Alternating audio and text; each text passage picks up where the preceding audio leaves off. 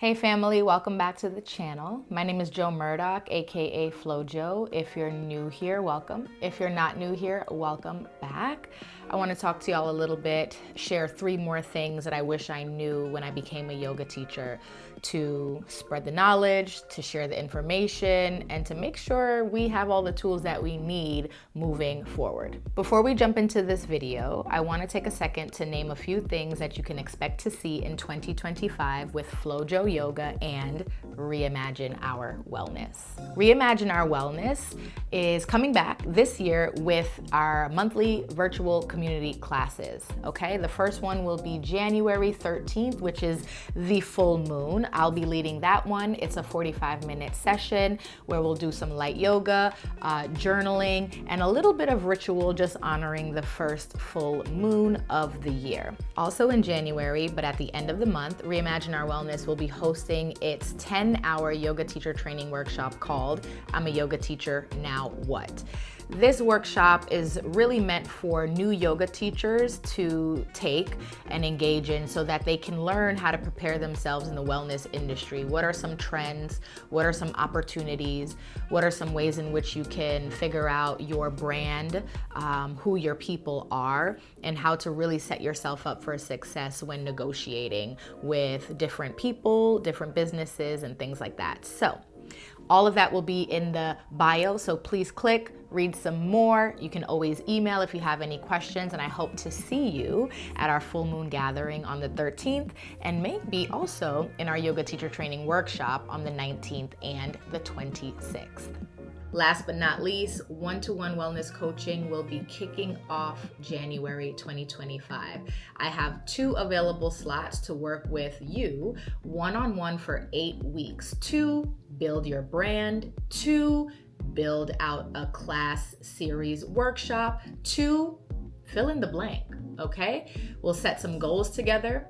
We'll see what we have in our toolbox, and then we'll hold each other accountable. If you have any questions and you want to know more about what this 8-week program could look like, because it is customized to the person that I'm working with, please send me an email and we'll set up a discovery call. Okay, y'all, let's get to the video.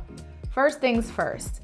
I wish I knew that being a 1099 contractor meant that I had to put money aside to pay taxes. When I first became a yoga teacher, fitness instructor, I did my paperwork, signed a 1099, did not do any research on it. That was on me, that was my bad. And then when tax time came, had a mental breakdown because I owed a lot of money. I assumed if I had a job, the job was taking out taxes because every other job that I had did that. But every other job was a W-2. This was the first time I was in the fitness industry. This is the first time I had ever been an independent contractor. So just make sure you understand what kind of contract you're signing. There are a very small handful of yoga studios that will treat you as an employee with a W-2, but majority of them will be having you sign a 1099. So what are you setting up for yourself to save money and put that aside for your taxes? Are you working with someone who's in that field, a professional? Just keep that in mind, because I don't want y'all at the end of the year to have a breakdown like I did. So make sure you're saving your money. You gotta pay your own taxes. It sucks, but here we are. The second thing I wish I knew is that you have to practice your classes before you teach them, okay? Especially as a newer yoga instructor. If you're seasoned, if you've been out here in these streets, that's cool. You might have like your own rhythm, a method to the madness, but if you are new, fairly new, I would say 2 years or less, you need to be practicing your classes. And what does that mean and what does that entail? Okay, baby, you have to write the class down, the full class, transitions and everything. After you write it down, pull out your yoga mat, get on the yoga mat and do the class. A lot of times we'll write it, oh, this is fire, this is gonna be great. You get on the mat and it's a mess. It is confusing. You're getting tangled up, right foot, right foot, right hand, left hand. it's just too much. So you got to make sure you get on your mat to make sure that it actually does make sense. After that, you need to speak it. And that could be go in front of your mirror and teach the class. That could be a voice note on your phone. Teach the class, say it from top to bottom. How are you going to cue X, Y, and Z? How are you going to explain that this is an internal or an external rotation, okay? Especially if you have a peak pose that's a little bit complicated, you wanna make sure that you are writing it, doing it, teaching it, and talking it so that you can get the jumbled and like scrambled words out. You wanna make the mistakes here when you're practicing and preparing, not in the class, right? So be very, very careful that you're not like, oh, I got this and this makes sense, and you walk in there and you wing it per se, because guess what, baby? Someone's gonna be injured in that class. Someone is gonna need a modification in that class. Someone's gonna get up and distract you in that class. A water bottle is gonna fall over. Your music might not be working. Anything can happen. And if now you have to think about that class and these other things that can and will happen, it's gonna be a joke. It's gonna be a mess. You're gonna have a breakdown, all right? This is the second thing I do not want you to have a breakdown about. Not the taxes and not the class. So write it, do it, talk it, and then teach it, okay? You are not prepared if you are not doing all three of those things. Sorry, not sorry.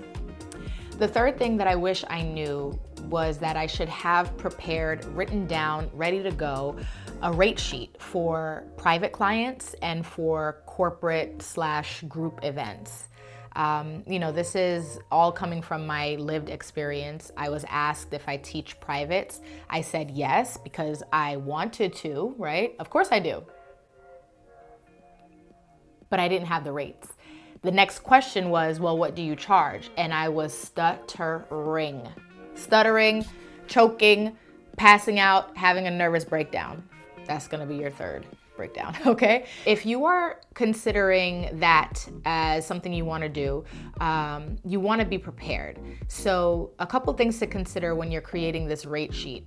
Where do you live and where are you willing to travel for a private client and or a corporate group event, right? There needs to be a certain amount of miles that makes sense for you. Think about if you have a car, or think about if you have to take the train and how long that is, okay? You're not just charging for the teaching event itself, 45 minutes, an hour, hour 15, or hour 30.